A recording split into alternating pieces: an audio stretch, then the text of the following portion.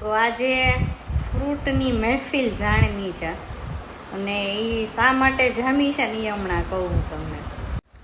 બન્યું છે એવું કે વેકેશન ખુલી ગયું છે અને લગભગ વેકેશનમાં બધાને કેવું હોય કે ખાય પી, કેરી ખાય, આરામ કરે, ખાય પી ને મજા કરે અને એ ગાલ અમારા સાહેબ જેવાના તાવા આવા થઈ જાય. પણ મારે ઊંધું થાય.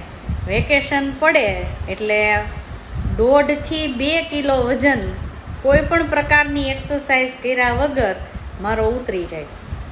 જેવા વેકેશનમાંથી નોકરી જોઈન કરી એટલે વજન કરતાં મને ખ્યાલ આવી ગયો કે 1.5 કિલો મારો વજન છે એ ઓછો થઈ ગયો અને લગભગ 15-20 દિવસ જેવું થઈ ગયું.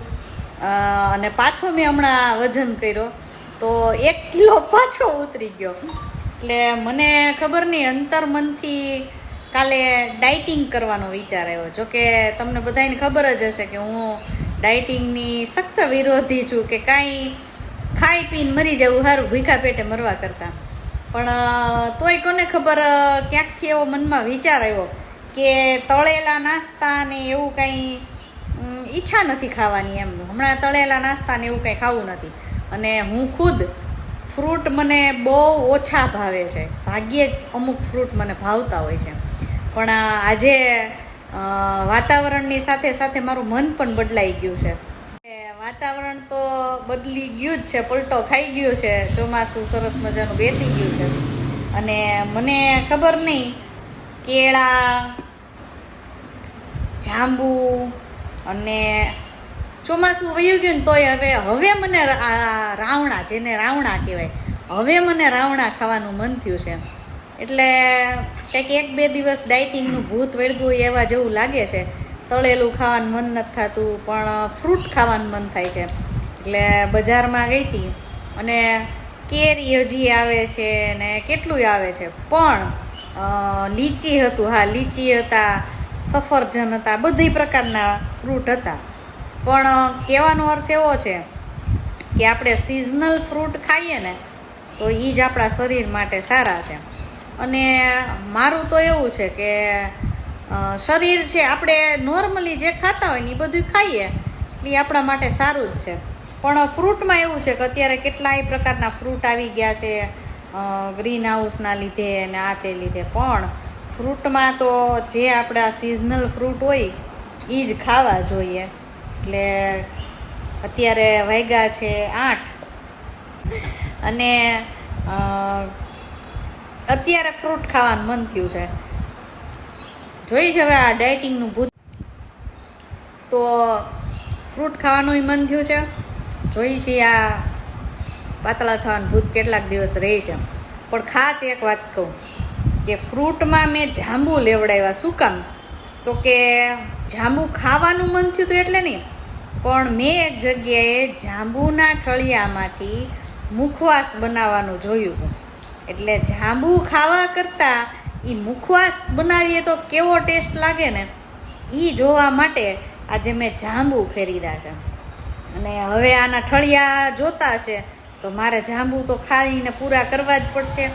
એટલે જાંબુ લીધા છે. હા, જાંબુના ઠળિયાનો મુખવાસ કેવો લાગે ને એ ટેસ્ટ કરવા માટે મેં આજે જાંબુ લેવડાવ્યા છે. અને જાંબુ પતી જાય અને પાછા થોડા ઘણા નહીં, કિલો લેવડાવ્યા છે. એટલે ઠળિયા નીકળશે એમાંથી જાંબુનો મુખવાસ બનાવી, જાંબુના ઠળિયાનો એ ટેસ્ટ કરવો છે. કારણ કે ગોટલીના મુખવાસ તો આપણે બધા કરીએ જ છે, પણ જાંબુનો કેવો થાય છે એ જોઈએ. અને વહેલી તકે મારી ઈચ્છા એવી છે કે હું એનો વિડીયો બનાવીને મૂકું કે જેથી કરીને બીજા લોકો પણ આ જાંબુના ઠળિયા છે એનો મુખવાસ છે એ ટેસ્ટ કરી જોવે. અને રહી વાત આલુ, તો એ તો બધાના ફેવરિટ જ હોય. અને મેં તો એમાંય ખાટાવાળા લીધા છે કારણ કે મને શું તમારું હું અમને તો ગળા જાંબુ ભાવે. તો તમારા માટે ગળા લાવી. બોલો, આ છે ખાટા જાંબુ, કારણ કે મને એ મીઠામાં બોળીને બહુ ખાવા ગમે છે. એટલે ખાટા જાંબુ. અને બીજું મકાઈ છે એનો મેયોનીઝવાળો ચેવડો. મેયોનીઝ લાવતા ભૂલી ગઈ છે, કોક લઈ આવશે. એટલું ન હાલે, કોક મેયોનીઝ લઈ આવશે આજ બી અહીંથી તો મકાઈનો ચેવડો છે એ બનશે વહેલી તકે, બાકી મકાઈ છે એ થોડોક ટાઈમ પડી રહેશે. ત્યારે ફ્રૂટની મહેફિલ 8 વાગે જમાવી છે મેં, ને શાક રોટલી ખાવાવાળા છે એ બાજુમાં બેઠા છે. મારા તો જમવાનું છે ફ્રૂટથી. આ બાજુ રાખી તો 8 ઉપરનો ટાઈમ થયો છે, જમવાનું કાંઈ બન્યું નથી. કાંઈ વાંધો નહીં. એટલે મારું કહેવાનું છે, જો ઘરમાં કંકાસ નથી, શરીરમાં કોઈ રોગ નથી, માથે કોઈ દેવું નથી, તો સમજી જાજો કે તમારા જેવો કંઈ સુખી વ્યક્તિ નથી. બરાબર? એટલે એમનું જ્ઞાન છે ને ખરેખર સાચું જ છે, પણ અમારું કહેવાનું ખાલી એટલું છે કે જમવાનું બનાવો ને ટાઈમ થઈ ગયો. 4 વાગે મારે યાર જમ્યા તો પણ ખાવાનું એટલું કાંઈ વાંધો નહીં. હું તો એવું વિચારું કે આજ બધાએ ફ્રૂટથી જમી લઈએ, ફ્રૂટ સલાડ બનાવી નાખીએ, એટલે ફ્રૂટ સલાડ પી ફ્રૂટ લઈએ. ને જમો પણ તો ફ્રૂટ પછી સલાડ વજન વધે એ જ ને. પીવાનું હોય, ખાવાનું ખાધું એ વધારે પડતું ખાઓ પછી ફ્રૂટથી ક્યાંય વજન ન વધે. એવું કઈ ન હોય. એમાંય વધે. બધાયમાં વજન. જો કેમેરો ફેરવવાનો તો તું દોડ દઈ થાય. હા, તે બાજુમાં પણ તો છેલ્લે એટલું જ કહેવા માંગીશ કે ઘણા ટાઈમથી વિડીયો નહોતો બનાવ્યો, અને આજે એમ થયું કે લાઈ વિડીયો બનાવું, પણ વહેલી તકે પાછા ચાલુ કરીશ. અને કહેવાનો અર્થ એટલો જ છે કે સરસ મજાના ફ્રૂટ છે એ બજારમાં આવે છે, ફ્રૂટ ખાઈ અને મજા કરો. અને મેં કીધું એમ કે મને જોઈને ડાયટિંગનું કોઈ વિચારતા નહીં, કારણ કે દુનિયા છે ને એ જિંદગી છે ને એ જીવી લેવાની હોય છે. એટલે આ નહીં ખાઈએ ને ઓલું આમ નહીં કરીએ ને ઓલું આમ નહીં કરીએ એવું ન કરતાં જે મનમાં ભાવે અને જેની ઈચ્છા થાય એ ખાઈને પૂરી કરી લેવી. હું હજી હમણાં જ દહીં પૂરી ખાઈને આવી છું, અને મને ઈચ્છા નહોતી દહીં પૂરી ખાવાની, પણ સાહેબે પરાણે ગાડી ઊભી રાખીને એમ કીધું કે જા પાણીપુરી ખાઈએ. કોક લેડીઝને એમ કે જા તું પાણીપુરી ખાઈએ, તો એ ધારે તોય ના થોડી પાડે હે.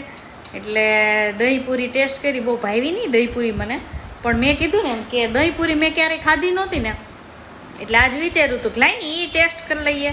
મનમાં રહી હું જવું જોઈએ કે દહીંપૂરી મેં ટેસ્ટ નહોતી કરી. એટલે જિંદગીમાં ખાઈ પી અને આનંદ કરવો, આ ન ખાઈ અને આમ જાડા થઈ જાય ને એવું ન કરતા ભગવાને આપણને જેવા બનાવ્યા છે એમાં ખુશ રહેવાનું શીખો.